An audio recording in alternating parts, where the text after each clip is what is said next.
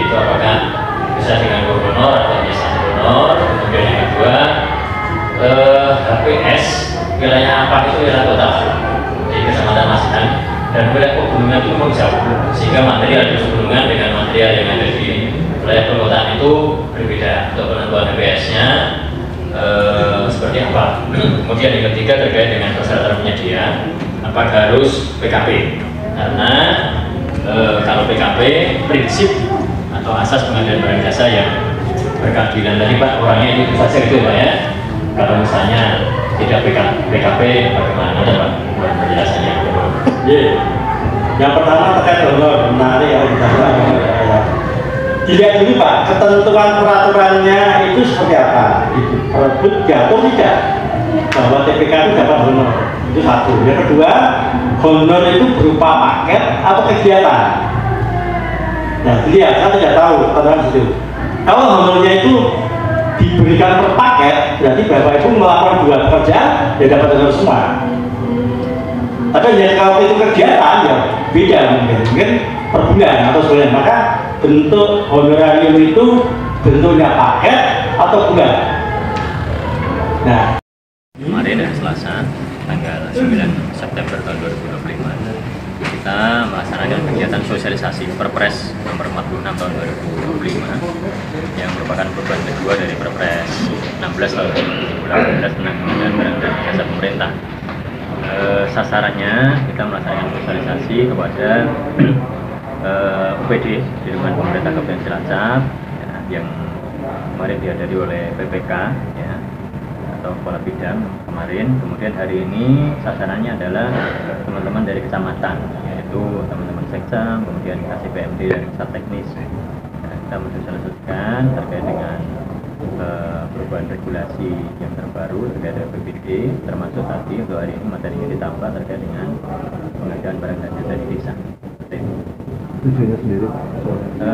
Tujuannya tentunya harapannya yang pertama adalah memberikan pemahaman ya terkait dengan beberapa perubahan ya dari regulasi yang sebelumnya dengan regulasi yang baru ini Perpres 46 tentunya perubahannya dari mulai ruang lingkup, kemudian kewenangan dari para pelaku pengadaan ya, kemudian termasuk besaran pengadaan langsung sampai berapa, kalau untuk pengadaan konstruksi sampai saat ini ya artinya hanya sampai 200, saat ini sampai 400. Kemudian perubahan-perubahan yang lain termasuk bagaimana dengan keadaan-keadaan yang bisa dilakukan harapannya bisa memberikan pengalaman kepada para pelaku pengadaan di OPD maupun kecamatan.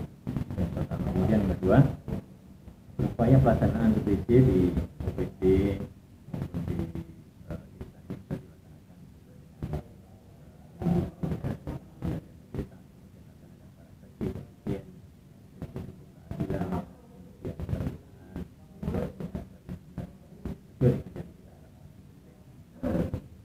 Peraturan yang baru ini masih diturunkan lagi melalui peraturan bupati atau perda?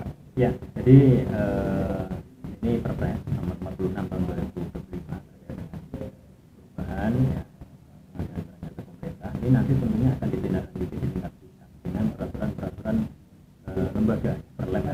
Kemudian di tingkat daerah ya, nanti untuk mengatur provinsi misalnya terkait dengan divisi desa nanti tentunya juga perlu disesuaikan setelah nanti turun per lem. Per lem itu adalah aturan yang lebih dari Perpres. Kita menunggu peraturan lembaga, kemudian nanti akan secara